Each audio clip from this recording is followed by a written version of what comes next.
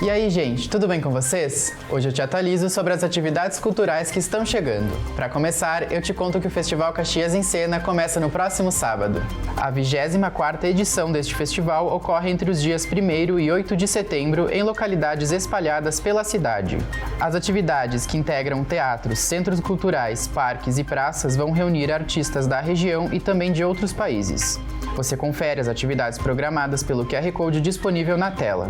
A abertura do festival será às 6 da noite do dia 1º, no Teatro Municipal Pedro Parente, com um espetáculo do Grupo Nobre Tamboeiro de Porto Alegre. E eu te conto que a 8ª edição do Salão do Intercâmbio ocorre em setembro, aqui em Caxias do Sul.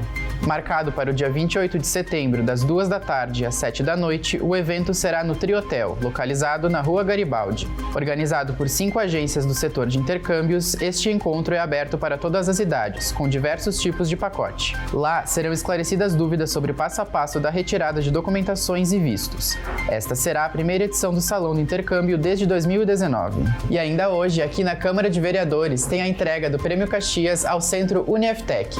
Vem que eu te explico mais. O Prêmio Caxias é concedido a pessoas ou entidades que são destaque nos serviços prestados à comunidade. Neste caso, pela referência do grupo no ensino superior. Você pode conferir a entrega da honraria a partir das 7 da noite, no plenário da Câmara. As gravações da sessão serão disponibilizadas no canal do YouTube do Legislativo posteriormente. Por hoje é só, pessoal. Até a próxima!